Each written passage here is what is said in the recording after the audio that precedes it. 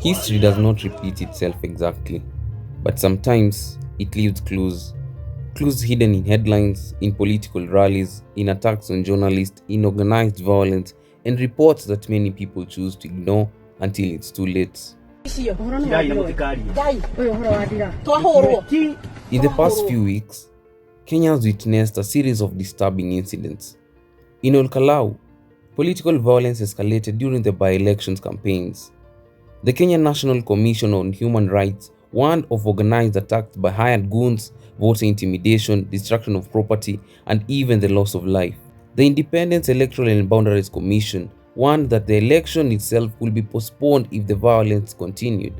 During the same period, a nation media group cameraman was reportedly attacked and his camera stolen while covering the violence, raising fresh concerns over the safety of journalists covering politically charged events. An attack on a journalist is not simply an attack on an individual. It's an attack on the public's right to witness events as they unfold.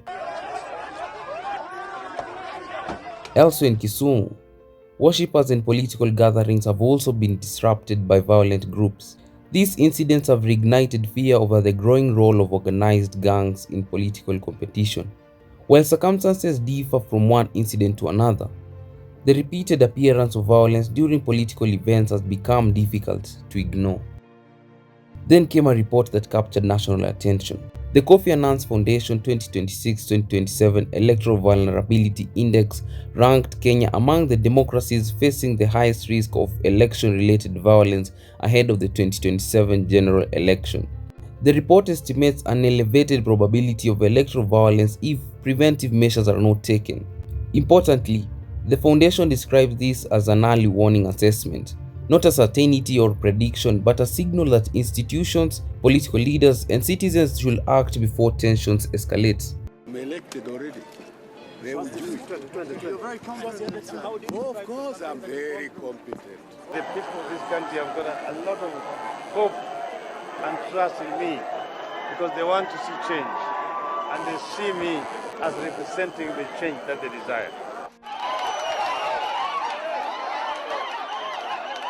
We are tired of dictatorship, tribalism.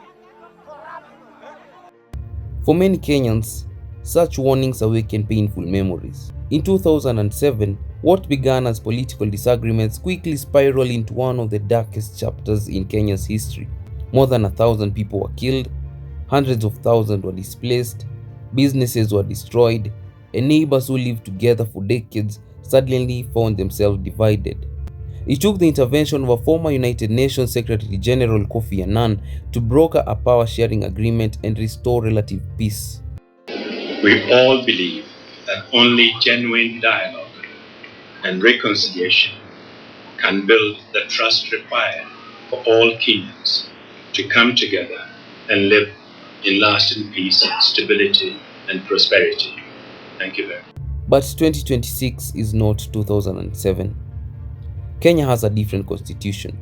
Independent institutions are now strong. Civil societies are now more active. Information travels faster than ever before. Yet those same technologies can also spread misinformation and inflame tensions. The question therefore is not whether history will repeat itself.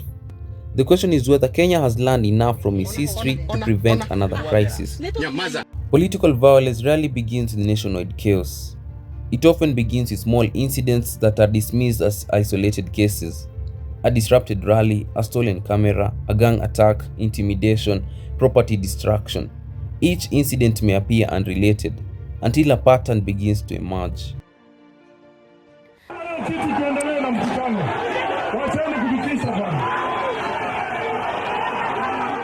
Perhaps the greatest lesson from 2007 is that peace cannot be restored by speeches after violence has erupted.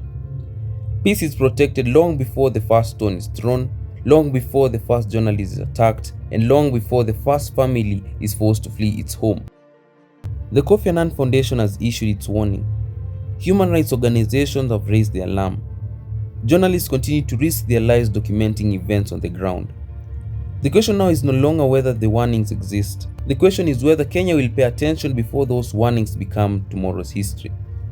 because history has already shown us the cost of ignoring them. This is Bruze Uncovered, and my name is Bruze.